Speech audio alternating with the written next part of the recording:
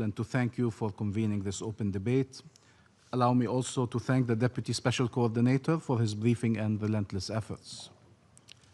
Mr. President, we knew that the ceasefire was the only way forward, the way to save lives, the way to stop the massacres, the way to ensure families can reunite, Palestinian families and Israeli families. A ceasefire to stop the bloodshed, to release hostages and prisoners, to end an organized famine, to bring the horrors to an end. And finally, a ceasefire is here. Some are saying it is imperfect, it is volatile, it is transgressed, it is fragile, but it is here. There are reasons for skepticism.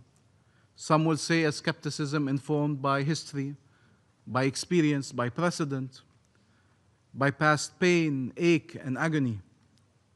But our role is not to be bystanders while things fall apart, or to have doubts, criticism, or objections and wait for time to prove us right. Our role is to collectively work to ensure the ceasefire holds, prevailing over those rooting for its collapse or working to make it fall apart. And we appreciate on that context, the collective efforts to ensure this aim and the constant engagement of the mediators of Egypt, Qatar, and Turkey, and of course the United States at the highest level, to preserve this delicate ceasefire, to save lives that are too sacred. This is what the ceasefire is, an opportunity to save lives. What it will become relies on what all of us will do next. Mr. President, we do not forget those who awaited this day, but did not survive to witness it. Nor do we forget the survivors who welcome it scarred and starved and in mourning. We do not forget the journalists who did not live long enough to announce the ceasefire. We do not forget the doctors and the humanitarians killed for trying to save lives. We do not forget 20,000 Palestinian children killed by Israel, or their parents who have to walk the earth under their crushing shadow. We do not forget the orphaned, the maimed, the amputated, the tortured, and those still buried under the rubble.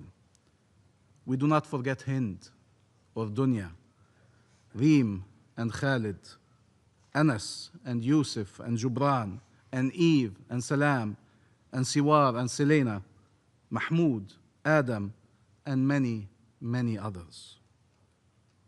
I've said before, I'll say it again, the most unjust expectation, that one that falls only on Palestinians, is that they should move on, regardless of the lives lost, of the limbs lost, of the loved ones lost.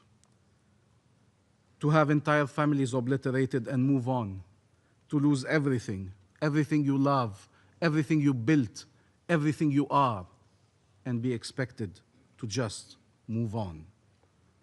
But vengeance and hatred lead nowhere. Violence is an impasse. More bloodshed cannot be the answer. Justice and peace are the only way forward. But will these millions of Palestinians have justice? Will they be able to finally live in peace in their ancestral land? There is no Israeli security at the expense of Palestinian lives and Palestinian rights. There's no coexistence with occupation and subjugation. There is freedom for Palestine and its people, and shared peace, shared security, shared prosperity for Palestinians, Israelis, the people of the region, and the world. And here let me quote a very important historical document, the US Declaration of Independence.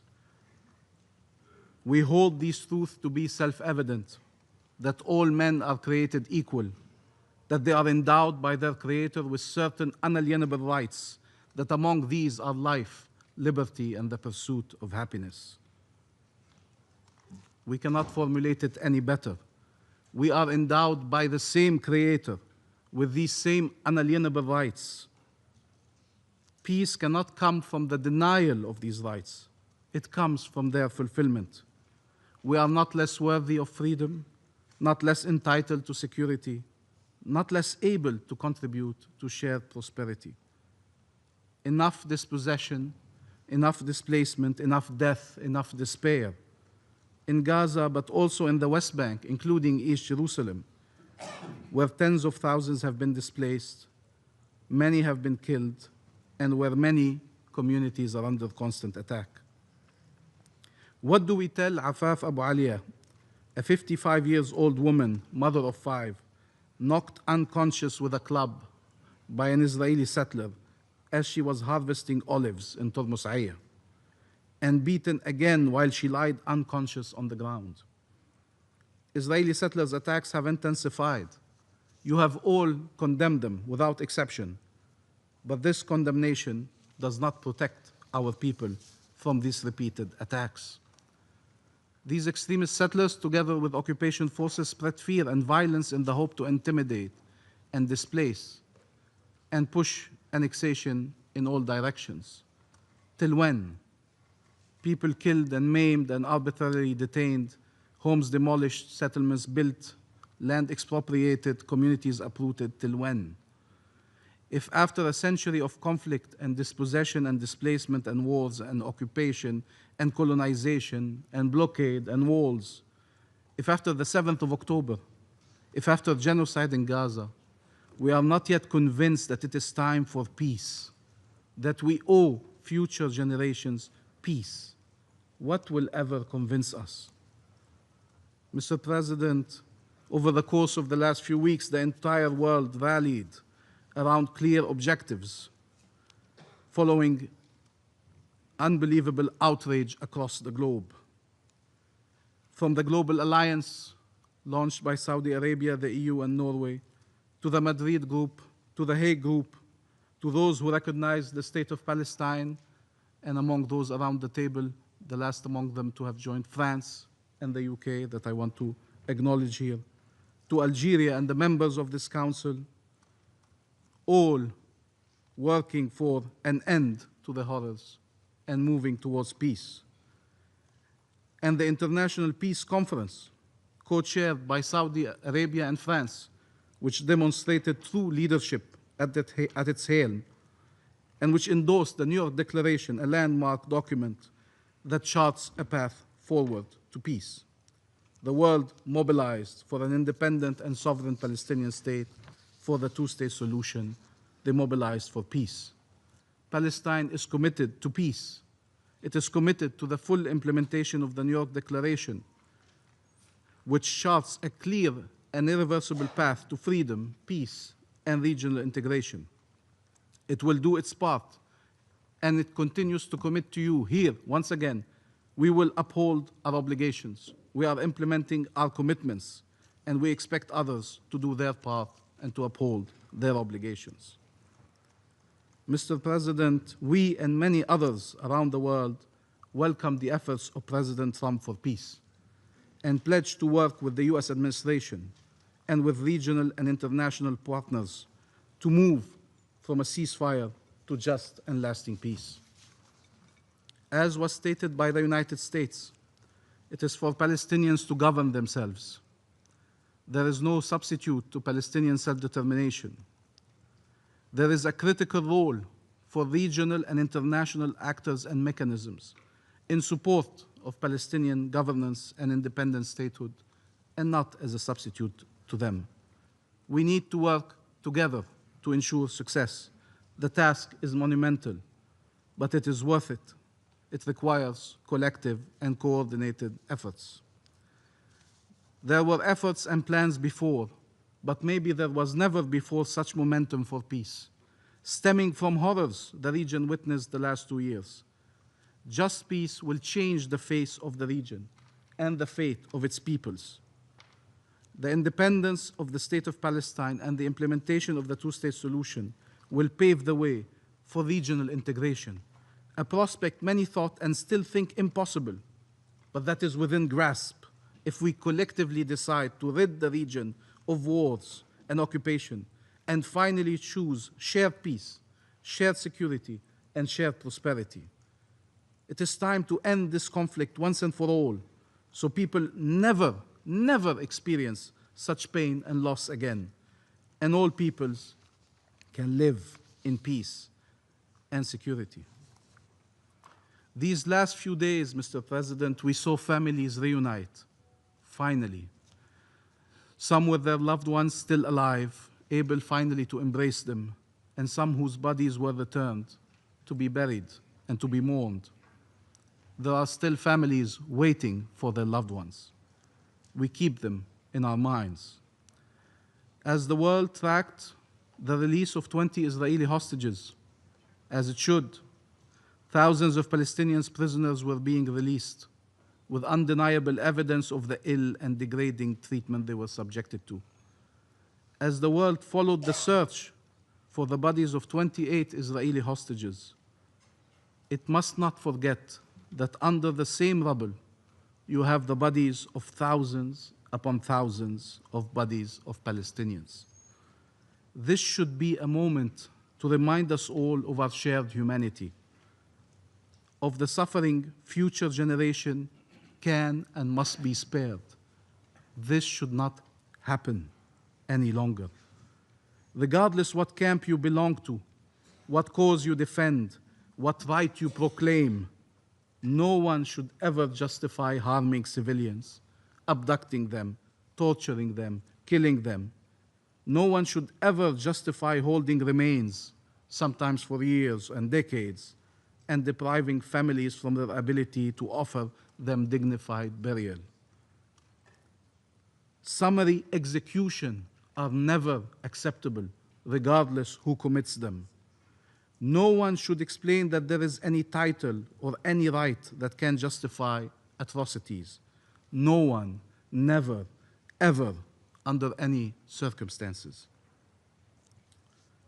Mr. President, Gaza is an integral part of Palestine. Families in Gaza suffered more than enough. They have no homes to return to, no schools, no hospitals. Bombardments cannot continue taunting and haunting them.